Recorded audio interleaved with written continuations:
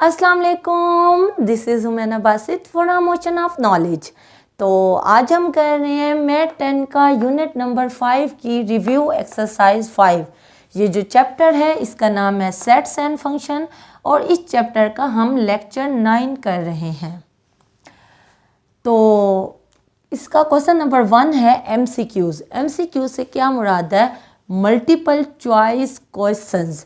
ऐसे क्वेश्चन जिसमें मल्टीपल आपके पास चॉइसेस हो, मल्टीपल ऑप्शंस हो, उन क्वेश्चन को मल्टीपल चॉइसेस क्वेश्चन कहते हैं।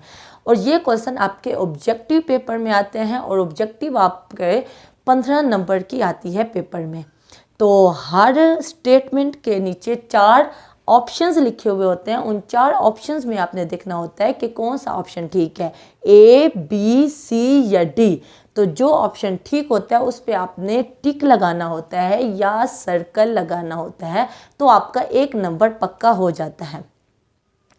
देखें होता क्या है, जो 4 ऑप्शंस आपको गिवन होते हैं वो सारे मिलते जुलते होते हैं ताकि आप कंफ्यूज हो सकें, स्टूडेंट कंफ्यूज हो सके। तो वो क्या होता है, आप ऑप्शंस को देखते हो और कंफ्यूज हो जाते हो और गलत ऑप्शन पे आप निशान लगा देते हो, जिसकी वजह से आपका 1 नंबर कट जाता है। तो मैं ऐसा बिल्कुल नहीं चाहती कि आपका 1 नंबर क्या आधा नंबर भी कटे।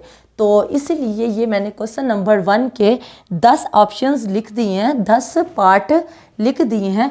तो जो पहला आपके पास पार्ट है उसके नीचे 4 ऑप्शन, आप यकीनन बुक खोल के बैठे होंगे तो बुक में आपको नज़र आ रहे होंगे।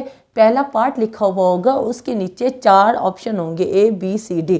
वो मैंने 4 ऑप्शन नहीं लिखे। देखिए मैं ये चाहती हूँ कि आपकी तैयारी इतनी अच्छी होनी चाहिए कि आपको उन ऑप्शंस को देखना भी नहीं चाहिए। आप क्वेश्चन पढ़ो, स्टेटमेंट पढ़ो और जो आंसर है आपके माइंड में खुद ब खुद आ जाना चाहिए। और जो पहला ऑप्शन आपके माइंड में आएगा वो ऑप्शन बिल्कुल ठीक होगा। फिर आप देखोगे उन 4 ऑप्शन में जो नीचे खड़े होंगे कि जो मेरे माइंड में सबसे पहले ऑप्शन आई है वो A में खड़ा हुआ है, B में, C में या D में। जहाँ पे वो खड़ा होगा वहाँ पे आपने टिक लगा देना है, ठीक है ना। इसलिए मैंने 4 ऑप्शन नहीं लिखे, तो मैं आपको इसका कॉन्सेप्ट दूंगी और ऑप्शंस पे आप खुद टिक लगा लो। तो क्वेश्चन नंबर 1 का फर्स्ट पार्ट ये है, a collection of well defined objects. Object क्या होता है? तो कोई भी चीज़, कोई भी एलिमेंट, उसको ऑब्जेक्ट कहते हैं। जैसे ये एक ऑब्जेक्ट है, वो कह रहा है वेल डिफाइंड, यानी कि जब हमारे पास इस तरह दिया हुआ होता है 1 2 3 4, तो हम कहते हैं अ कलेक्शन। ये कलेक्शन है ना, कलेक्शन किसे कहते हैं? बहुत सारी चीज़ों को कहते हैं। अब 1 2 3 4 4 आपके पास ऑब्जेक्ट्स हैं, 4 आपके पास ऑब्जेक्ट्स हैं और वेल डिफाइंड है। वेल डिफाइंड जो आपको अच्छे तरीके से डिफाइन हो सकते हैं। आपको समझ आ गई है कि ये जो है ये 1 है तो ये भी वेल डिफाइंड है, ये 2 वेल डिफाइंड है, 3 वेल डिफाइंड है और 4 वेल डिफाइंड है। जब मैं स्टूडेंट थी तो मैं जो सेट की डेफिनेशन थी उसको रट्टा लगा लेती थी, समझती नहीं थी। तो मैं ये नहीं चाहती कि आप सिर्फ रट्टा लगाएं, आप बात को समझें। आ कलेक्शन यानी कि 1 2 3 4 ये कलेक्शन ही हुई। A collection of well defined objects. Objects किसी एलिमेंट को, किसी चीज़ को ऑब्जेक्ट कहते हैं। जैसे ये मार्कर एक ऑब्जेक्ट है, जैसे ये बोर्ड एक ऑब्जेक्ट है, ऐसे ही 1 जो है वो एक ऑब्जेक्ट है, ठीक है ना। तो जो वेल डिफाइंड ऑब्जेक्ट्स हैं उनकी जो कलेक्शन का जो सेट है उसे क्या कहते हैं? Is called set. अब जहाँ पे A, B, C या D में जहाँ पे सेट खड़ा हुआ होगा वहाँ पे आपने टिक लगा देना, ठीक है। बात समझ आ गई? तो ये मैंने सेट लिख दिया। इसी तरह सेकंड पार्ट को देखते हैं, a set A over B या A बाय B और एंड A और B जो है वो बिलोंग कर रहा है Z को। Z कौन सा सेट है? Z सेट ऑफ इंटीजर्स है। सेट ऑफ इंटीजर्स यानी इंटीजर्स कौन से एलिमेंट्स होते हैं जो -∞ से +∞ तक आते हैं, यानी कि +2 +4 -3 -7 -100, ये सारे जो हैं ये इंटीजर्स हैं। तो वो कह रहा है कि ऐसी शक्ल का यानी कि 5/6। अब इस शक्ल का जो आपके पास ऑब्जेक्ट्स हों और फिर वो कह रहा है कि ऊपर जो है A है और नीचे B है। A ओवर B वो कह रहा है, तो ऊपर A है और नीचे B है और A B किसको बिलोंग कर रहे हो? Z को बिलोंग कर रहे हो। A B बिलोंग कर रहे हैं z को, तो इसका मतलब है -5/6 भी हो सकता है या 5/-6 भी हो सकता है। सेट ऑफ इंटीजर्स को वो बिलोंग कर रहे हैं। और फिर वो कह रहा है बी नॉट इक्वल टू 0, एक शर्त कह दी है कि 5/0 नहीं हो सकता, 5/0 नहीं हो सकता। वो अब उसने एक सेट दे दिया है जिसमें जो हमारे पास ऑब्जेक्ट्स हैं वो किस शक्ल में है, 5/6, -3/2, 5/-7, इस तरह का एक सेट है जिसमें जो हमारे पास b है, नीचे वाली वैल्यू है, वो 0 नहीं हो सकती ही। और a और b जो हैं, a और b वो सेट ऑफ इंटीजर्स को बिलोंग कर रहे हैं। तो इस तरह के जो सेट होगा उसको क्या कहेंगे, ये आप माइंड में बिठा लें, उसको रैशनल नंबर का सेट कहेंगे। तो a set is called set of rational number. जहाँ पे आपको रैशनल नंबर लिखा हुआ होगा वहाँ पे आपने टिक लगा देना है। रैशनल नंबर कौन से होते हैं, जो p/q की शक्ल में लिखे जा सके, यानी कि बट्टे की शक्ल में लिखे जा सके। तो a/b हो या p/q हो, तो ये रैशनल नंबर को बिलोंग कर रहे हैं। ठीक है, बात समझ आ गई। उसके बाद थर्ड पार्ट को देखें, different number of ways to describe a set. Set को कितने तरीक़ों से डिस्क्राइब किया जा सकता है। पहले मैं इसको इरेज कर देती हूँ ताकि जगह बच सके और आपको समझ आ सके। अच्छा, वो कह रहा है कि सेट को कितने तरीक़ों से डिस्क्राइब किया जा सकता है। अब ये तो आपको पता है, अभी मैंने बताया है 1 2 3 4, ये एक डिस्क्राइब करने का तरीका है। और अगर मैं लिख दूँ कि x, जबकि x belong to natural number का सेट, क्योंकि 1 से स्टार्ट हो रहा है, और x जो है वो लेस देन इक्वल टू 4 है। देखो 1 2 3 4 इस तरह भी हम बयान कर सकते हैं सेट को। और अगर हम ये टेबुलर फॉर्म होती है शायद, इस तरह भी हम लिख सकते हैं x, जबकि x belong to natural number, क्योंकि नेचुरल नंबर 1 से स्टार्ट होते हैं और w होल नंबर 0 से स्टार्ट होते हैं। ये 1 से स्टार्ट हो रहा है इसलिए मैंने नेचुरल नंबर कहा है। और x less than equal to 4, यानी x जो है वो 4 और 4 से कम है, तो इसलिए 1 से लेके 4 तक आ गए। तो तीसरा जो तरीका है वो आप इंग्लिश में भी लिख सकते हैं सेट को बयान करने का। मैं लिखूंगी set of natural numbers, set of natural numbers less than 4, less than and equal to 4, क्योंकि 4 तक जा रहा है, less than and equal to 4। ठीक है, 1 2 3 सेट को मैं इस तरह भी, इस बात का मतलब भी यही है 1 2 3 4, इस सेट का मतलब भी यही है 1 2 3 4, और इस तरह का अगर लिखा हो तब भी मतलब क्या है 1 2 3 4। तो सेट को डिस्क्राइब करने के 1 2 और 3 मेथड हैं या 3 वेज हैं। तो हम यहाँ लिखेंगे the different number of ways to describe a set are 3। ठीक है, बात समझ आ गई। उसके बाद है a set with no element is called, ऐसा सेट जिसमें कोई एलिमेंट ना हो, खाली हो। इसको खाली को इस तरह भी लिखते हैं और इस तरह भी लिखते हैं। ऐसा सेट जिसमें कोई एलिमेंट ना हो यानी कि खाली हो, उस सेट को क्या कहते हैं, उस सेट को कहते हैं एम्प्टी सेट। ठीक है, तो एम्प्टी सेट पे आपने टिक लगा देना है। फिफ्थ पार्ट को देखें, द सेट x, जबकि x belong to w, w यानी कि होल नंबर्स।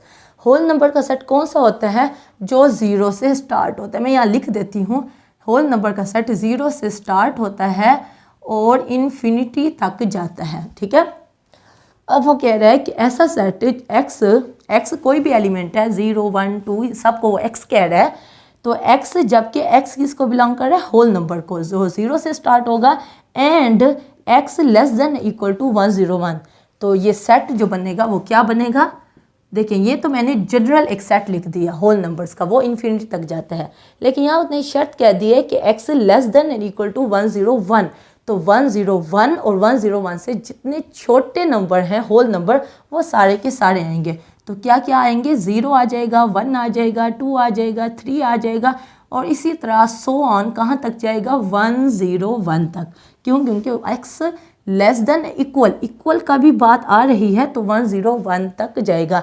तो ये होल नंबर का ये सेट बन गया है, इसको मैंने इस शक्ल में लिख दिया। अब ये जो सेट है देखें, जो ऊपर वाला सेट है क्योंकि वो अनलिमिटेड अनफिनिट तक जा रहा है, उसकी कोई हद नहीं है, उसको अनफिनिट कहेंगे। और इस सेट को क्या कहेंगे, फाइनाइट सेट कहेंगे, क्योंकि ये ख़त्म हो रहा है, 0 से शुरू हो रहा है और 101 तक ख़त्म हो रहा है, फाइनाइट इसको सेट कहेंगे। तो जहाँ पे फाइनाइट लिखा हुआ होगा वहाँ पे आपने टिक लगा देना है।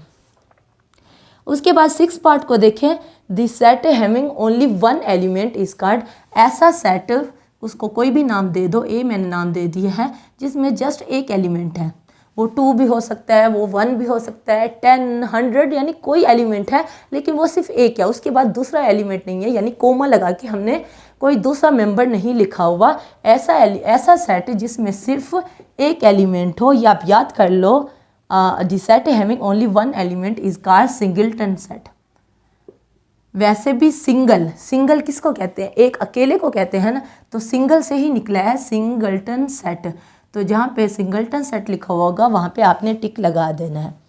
उसके बाद 7th पार्ट को देखें, power set of an empty set is. अब एम्प्टी सेट है, एक एम्प्टी सेट है तो उसकी पावर सेट वो मिसाल के तौर पे ए के बराबर है।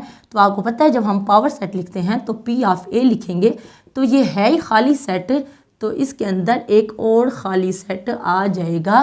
तो पावर सेट का जो एम्प्टी सेट का जो पावर सेट होगा वो क्या होगा, खाली सेट। बात समझ आई या नहीं? देखिए मैं आपको थोड़ा सा कॉन्सेप्ट देने की कोशिश करती हूँ ताकि आपको बात समझ आ सके। अक्सर स्टूडेंट क्या लिख देते हैं जब उनको कहते हैं कि आप लिखो खाली सेट, तो वो इस तरह लिख देते हैं। ये खाली सेट नहीं है, ये एक ऐसा सेट है जिसके अंदर एक खाली सेट है। बात समझ आई? यानी कि अगर ये लिखा हुआ होगा तब तो हम कहेंगे ये एम्प्टी सेट है, ठीक है, अकेला। और अगर या अकेला ये लिखा हुआ होगा तब भी एम्प्टी सेट है। लेकिन अगर एक सेट है और उसके अंदर ये लिखा हुआ है तो इसका मतलब है ये एक ऐसा सेट है जिसके अंदर एक सेट है जो कि एम्प्टी है। या इस तरह भी लिख सकते हैं, एक सेट है और उसके अंदर एक और सेट है जो कि खाली है। बात समझ आई? इसी तरह पावर सेट जो कह रहा है, पावर सेट क्या होता है, जब कोई भी हमें सेट देते हैं तो हम उसका जब पावर सेट लेते हैं तो पावर सेट में उसके तमाम सब सेट्स आ जाते हैं। तो मिसाल के तौर पे 3 है, इसका मैं कहूँ पावर सेट ए है, ए के बराबर है, तो इसका जब मैं पावर सेट लूँगी तो क्या लूँगी, पहला जो होगा वो खाली आएगा, दूसरा जो होगा वो 3 आएगा। यानी एक पावर सेट एक ऐसा सेट होता है जिसके अंदर मज़ीद सेट्स होते हैं, पहला खाली आता है और दूसरा जैसे हमें एलिमेंट्स दिए हुए होते हैं उसके मुताबिक हम सेट लिखते हैं। क्योंकि इसमें एक ही सेट में एक ही एलिमेंट था तो इसलिए पहला खाली आ गया, दूसरा एज इट इज़ सेट आ गया। तो इस तरह उसने कहा है the power set of an empty set, एक एम्प्टी सेट है, एक एम्प्टी सेट है जिसको हम बी का नाम दे देते हैं। तो इसका जब पावर सेट लेंगे यानी कि पावर सेट ऑफ बी, तो वो एक ऐसा सेट होगा जिसके अंदर एक और सेट होगा जो खाली होगा।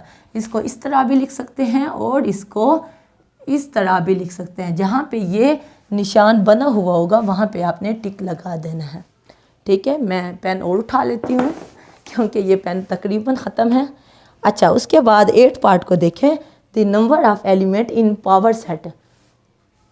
ये जो हमारे पास सेट दिया हुआ है इसमें नंबर ऑफ एलिमेंट्स कितने होंगे। देखें ये हमारे पास है 1 2 3। तो क्या करते हैं, बहुत ही सिंपल है, 2 की पावर 3 ले लेते हैं। 2 की पावर 3 का मतलब क्या है, 2 multiply by 2 multiply by 2 is equal to 8। तो ये जो हमारे पास सेट दिया हुआ है 1 2 3, इसके जब हम पावर सेट बनाएंगे तो वो टोटल उन पावर सेट के अंदर जो एलिमेंट्स बनेंगे वो 8 नंबर बनेंगे। Number of elements in power set of this set, इस सेट के पावर सेट के जो एलिमेंट्स आएंगे उनकी तादाद जो है वो 8 होगी, ठीक है। उसके बाद 9th पार्ट देखते हैं, वो कह रहा है इफ़ ए सबसेट बी। ए जो है वो बी का सबसेट है। इससे क्या मुराद है? इससे मुराद है ए अगर 1 2 है तो बी जो है वो 1 2 3 होगा, यानी ए जो है वो सबसेट है बी का, यानी ए के जितने एलिमेंट हैं वो बी में मौजूद हैं और बी में एक्स्ट्रा एलिमेंट भी मौजूद हैं। देन ए यूनियन बी, देखो ए अगर 1 2 है और बी जो है 1 2 3 है, ए सबसेट है बी का, ये तो पता चल रहा है। तो ए यूनियन बी जो होगा वो किसके बराबर होगा? वो बी के बराबर नहीं होगा, क्योंकि यूनियन में क्या कौन कौन से एलिमेंट्स आते हैं? यूनियन में ए और बी दोनों के तमाम एलिमेंट्स आ जाते हैं। तो ए के जो एलिमेंट हैं वो तो वैसे ही बी में मौजूद हैं, देखें 1 और 2 तो बी में मौजूद हैं 1 और 2, तो जब ए और बी का यूनियन लेंगे तो 1 2 3 आएगा जो कि बी के बराबर होगा। ठीक है, बात समझ आई? तो जहाँ पे बी लगा हुआ होगा वहाँ पे आपने टिक लगा देना है। उसके बाद 10th पार्ट को देखें, इफ़ ए सबसेट है बी का, वही बात है कि ए बी का सबसेट है। तो ये मिसाल ज़हन में रखें, ए जो है वो 1 2 के बराबर है और बी जो है वो 1 2 3 के बराबर है, तो ए जो है वो बी का सबसेट बन गया। देन ए इंटरसेक्शन बी, तो उनमें इंटरसेक्शन लें, ए और बी में इंटरसेक्शन लें, तो इंटरसेक्शन में कौन से एलिमेंट्स आते हैं? जो कॉमन होते हैं। तो ए और बी का जब इंटरसेक्शन लेंगे तो कॉमन कौन कौन से हैं? 1 और 2, 1 और 2 कॉमन है, तो वो किसके बराबर है? वो ए के बराबर है। तो इसका मतलब है कि जहाँ पे ए लगा हुआ होगा वहाँ पे आपने टिक लगा देना है। ये दोनों क्वेश्चन बिल्कुल सेम है, सिर्फ फ़र्क ये है कि अगर ए बी का सबसेट है, यहाँ भी ए बी का सबसेट है, तो यूनियन जो है वो बड़े सेट के बराबर आएगा बी, क्योंकि ए जो है वो बी का सबसेट है, तो इंटरसेक्शन जो है वो छोटे सेट के बराबर आएगा जो कि ए के बराबर आएगा। ठीक है, बात समझ आ गई? तो क्वेश्चन नंबर 1 के 10 पार्ट आपके हो गए हैं। अब हम चलते हैं नेक्स्ट पार्ट। अब हम कर रहे हैं क्वेश्चन नंबर 1 के 11th पार्ट को। इफ़ ए सबसेट है बी का, ए बी का सबसेट है, मैंने पहले भी मिसाल दी है कि ए में अगर आप 1 2 कह लो और बी जो होगा उसमें 1 2 और 3 होंगे, तो ए जो है वो सबसेट है बी का, इससे ये पता चला। देन ए माइनस बी, अब ए माइनस बी क्या होगा? देखें ए माइनस बी में कौन से एलिमेंट आते हैं? बी के अलावा जो बच गए हैं। अब बी में तो सारे के सारे एलिमेंट ए के हैं, बी में तो सारे के सारे एलिमेंट ए के हैं, ए में तो कोई भी ऐसा एलिमेंट नहीं है जो बी में ना हो। क्यों? क्योंकि ए तो सबसेट है बी का। तो इसका मतलब है कि ए माइनस बी खाली सेट के बराबर आएगा। इस तरह भी लिख सकते हैं और इस तरह भी लिख सकते हैं, ठीक है ना। अगर ए बी का सबसेट है, ये मैंने मिसाल दे दी है, तो ए माइनस बी क्या होगा? ए माइनस बी से मुराद है कि बी के अलावा, बी के जितने एलिमेंट हैं उनके अलावा जो ए के बच जाए। लेकिन ए में तो कुछ भी नहीं बच रहा, ए में 1 2 है, 1 2 बी में भी मौजूद है। तो इसका मतलब है कि जहाँ पे खाली लगा हुआ होगा, एम्प्टी सेट का निशान बना हुआ होगा, वहाँ पे आपने टिक लगा देना है। A union B union C किसके बराबर है? ये बहुत ही आसान है। आप पहले ब्रैकेट है तो पहले ब्रैकेट को ख़त्म कर दो, ए अलग आ जाएगा क्योंकि यहाँ सी अलग है, तो ए अलग आ जाएगा और यूनियन और बी यूनियन सी अलग आ जाएगा। बहुत ही आसान है, सिर्फ ब्रैकेट का फ़र्क है, यानी कि पहले में से ब्रैकेट हटा के बी और सी के साथ ब्रैकेट लगा दो, ये दोनों बराबर हैं, ठीक है ना। इस पर आपने टिक लगा देना है। उसके बाद ये दूसरा आ गया, इसमें पहले देखें ना, यहाँ पे इसमें भी यूनियन था, यहाँ भी यूनियन था, तो ये बहुत ही सिंपल है। यहाँ ये है कि यहाँ यूनियन है और ब्रैकेट के अंदर इंटरसेक्शन का साइन बना हुआ है, तो ये बराबर आएगा ए यूनियन बी। जैसे हम मल्टीप्लाई करते हैं, पहले इसके साथ अलग फिर इसके साथ अलग, तो बीच में इंटरसेक्शन आ जाएगा, फिर ए यूनियन सी आ जाएगा। जहाँ पे ये वाली वैल्यू लिखी हुई होगी वहाँ पे आपने टिक लगा देना है। यानी ए यूनियन को पहले आपने बी से लिख के ब्रैकेट में लिख लिया, फिर इंटरसेक्शन का अलग से साइन आ गया, फिर ए यूनियन को सी के साथ ब्रैकेट में लिख लिया, ठीक है। उसके बाद आप कौन सा पार्ट हो गया? ये 14 पार्ट को देखते हैं। If A and B are disjoint set, A और बी दिस जॉइंट सेट हैं। जॉइंट यानी कि एक जैसे, कुछ मिलते जुलते। जॉइंट क्या होंगे? यानी कि कुछ ऐसे एलिमेंट होंगे जो सेम होंगे। दिस जॉइंट का मतलब है ए ऐसा सेट और बी ये ए सेट है और ये बी सेट है, लेकिन ए और बी में कोई भी ऐसा एलिमेंट नहीं है जो मिलता जुलता हो, यानी ए में 1 2 3 हो जाएंगे और बी में 4 5 6 हो जाएंगे, यानी कोई भी एलिमेंट मिलता जुलता नहीं है, डिसजॉइंट है। Then A union B is, तो ए और बी का जो यूनियन होगा, यूनियन में क्या आ जाता है, ए और बी के सारे एलिमेंट आ जाते हैं। तो ये बराबर किसके होगा, ये बराबर होगा बी यूनियन ए के। यानी कि उसने सिंपल सी 4 नीचे ऑप्शंस दिए हुए हैं, तो उन 4 ऑप्शंस में देखें ना, कभी क्या होता है कि आंसर खुद ब खुद आपके माइंड में आ जाता है, कभी क्या होता है उन 4 ऑप्शंस को देखना ज़रूरी होता है, क्योंकि बात नहीं समझ आ रही होती कि वो कहना क्या चाह रहा है। तो जब आप उन 4 ऑप्शंस को देखोगे तो आपको पॉइंट समझ आ जाएगा कि ए यूनियन बी जो है वो किसके बराबर होगा। एक ऑप्शन दिया होगा बी यूनियन ए, तो आपने वहाँ पर टिक लगा देना है। उसके बाद 15 पार्ट देखें। If number of element in set A is 3, एक सेट ए है उसमें कितने एलिमेंट्स हैं, 3 हैं। मिसाल के तौर पे यहाँ 1 2 3 कर लें, तो ये ए एक ऐसा सेट हो गया जिसमें 3 एलिमेंट हैं, और बी एक ऐसा है जिसमें 4 एलिमेंट हैं। तो इसमें चौथा एलिमेंट भी लिख लेते हैं 4। The number of element A multiply B, तो ये बहुत ही आसान है। ए क्रॉस बी में क्या करते हैं, इसके एलिमेंट और इसके एलिमेंट को मल्टीप्लाई करते हैं, इसके एलिमेंट 3 हैं और बी के एलिमेंट 4 हैं। 3 मल्टीप्लाई बाई 4 क्या हो जाएगा, 12। तो जहाँ पे 12 लगा हुआ होगा वहाँ पे आपने टिक लगा देना है, ठीक है ना। उसके बाद 16 जो पार्ट है वो भी बिल्कुल ऐसे ही है, इसलिए मैंने ये निशान लगा दिया है। If number of elements in set A is 3, ए में जो एलिमेंट हैं वो 3 हैं और बी में है वो 2 हैं, तो बी में क्या होगा, 2 एलिमेंट हो जाएंगे। तो बाइनरी रिलेशन का भी एक पूरा फार्मूला है, वो क्या होता है, 2 की पावर ले लेते हैं m मल्टीप्लाई बाई n।